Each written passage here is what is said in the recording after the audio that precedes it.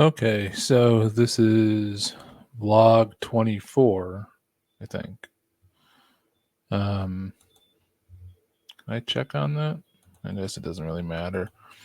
I was planning on doing a small, day in the life of, what I'm dealing with ME. And, but I forgot to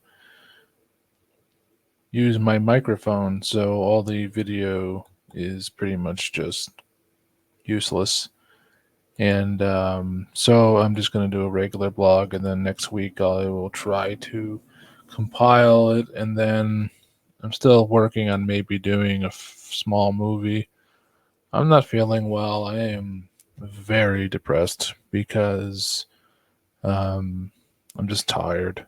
I am really tired. And even when I'm pacing, I'm just exhausted. So trying to stay kind of positive, maybe kind of. I mean, I have done a lot too. I have done too much, and I've haven't really adequately paced in well over almost. I mean, literally almost going on 2 years now. Because I started to feel a lot better at the end of this of 2022, and I was like, oh, I could do things again. So most of 2023, I kind of did, but still within my house. I never went anywhere, did anything. Physical anyways. It was mostly just doing academic things, and maybe I think some of it had to do with the fact that um I was supposed to be in graduate school, and I I decided to do academic things while I still had the opportunity with whatever little health I had remaining. And so that's what I did. I started a blog, and I did a lot of research and writing and whatever. And now I kind of regret it because I think I'd rather have just maybe rested and seen where that went. And maybe I would have been even in better shape, but now I'm not. So I don't know if I have to start again or I have to start some new drug regimen, which I'm putting a little bit too much emphasis on, maybe, because I don't know what's going to happen. But, anyways, I was thinking of a friend who passed away 2 years ago, and I came across his Reddit, and it's always weird seeing people who have passed away, and and seeing their digital footprint that still exists. On Facebook they have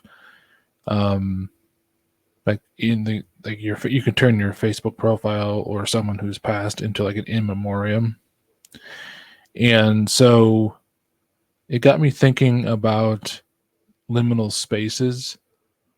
And so if you're not familiar with what a liminal space is, it's the way they describe it is it's the time between what was and the next. It's supposed to be a place of transition, waiting, and not knowing. And some of that describes ME, especially the not knowing part. But what doesn't describe it is really the transitioning or the becoming part. Liminal architecture, for example, has this sort of airiness to it. That's what it's usually defined by, or surrealism to it. Now, ME is surreal, but for completely different reasons. So it begs the question of whether it is a liminal space or not, or whether it is rather a liminal state. And it doesn't seem to be. It feels more like purgatory than liminal. Liminal suggests that there was a default state, and under a different context, it doesn't present that way. So, for example, like a classroom or something, right? And a classroom is, you picture it, this lively. There's kids, there's a teacher, there's sun coming in through the windows, and there's happenings all around. But if you came back at night, I mean, this could be anything, an office too. You come back at night, it's just dead quiet. The chairs are up on top of the desks.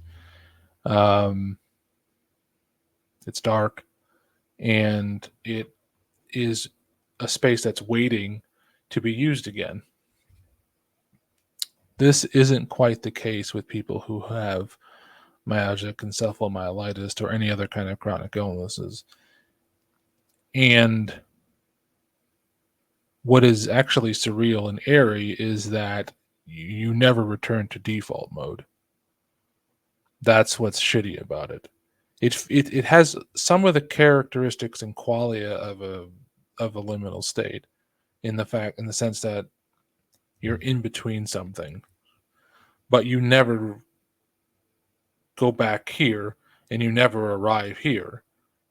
In some cases, you don't want to arrive here because this is even fucking worse, right? And so then your liminal state would just shift this way to, okay, now my default is where, and by default, I mean your previous baseline. So your baseline would be worse, and then the future of that would be even more severe. And so it's an interesting thing to try to apply to this illness and to think of it in that terms, because I think about it a lot. And I'm just thinking about it in terms of my friend who passed away. He was actually much older than I was. He lived in California, and he was a former comrade in the very um, um, he was a comrade in the why can't I think of the word, in the literal sense of it. He was a communist. I was a communist, and so now he is obviously not in a liminal state, but but I feel like, so I feel more like his I feel more like his uh user account, where it's just this, it's in stasis, and it's not going to be doing any more accounting or posting or anything like that. It's just there, and it'll probably never be deleted or self-deleted unless Reddit goes out of business or something like that. And I was just thinking about that in general, in terms about, because I also like had someone I knew from my hometown pass away in 2021, and now it's been, next month it'll be 3 years since she passed away. And I didn't really, I mean, I only knew her up until middle school, but it's still very weird, right? It's just like she's my exact same age. And, her pictures are still online, and people still post things about her and like, we miss you and blah, blah, blah. And it makes me think sometimes that like almost they're more alive than we are on some level, even though they're not here. And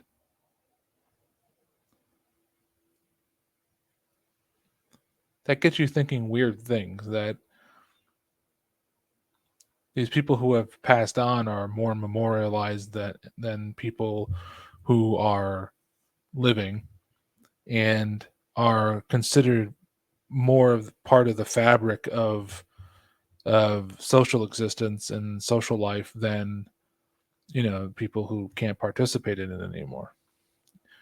If if people are keeping your memory alive or whatever it is, we don't have that. Or if you do, you're very fortunate. But in reality, people with MECFS don't have that. we don't have that someone's keeping my memory alive, even though I am slowly dissipating out of uh, the noosphere and in the consciousness, the collective consciousness of my community and my social circle and whomever, whatever my environ. So it's very interesting and depressing because we're worth less on some level than people who have passed on already. I'm not saying their lives didn't mean something. I'm just saying that in the context of our situation versus how they treat people who have already died, especially in the digital age, there's this propensity to um, almost pay more attention to them sometimes. Not, I mean, maybe it's less frequent, but it's like I remember like there's this memorial page, and every time it's this person's birthday, they're like gets like hundreds of messages like "Miss you, man," blah blah blah. I don't get that. I don't get that even on my own birthday, and I'm alive and I'm still here, you know. And this person's already not this person. This person's not physically here anymore, but they have this actual liminal space for themselves, which is the fact that they're sort of um, they're in this permanently I'm not sure what you want to call it. They're in this permanent Heisenbergian state of alive and not alive. They're alive on the internet, but they know their corporeal existence is no longer a thing. So, but what gets paid more attention to now is their digital existence, whereas we have the opposite, is that they don't give a shit about us at all and we're alive, and only later on when we're dead when they go, oh, what a tragedy, you know. I didn't know how much he was suffering or she was suffering.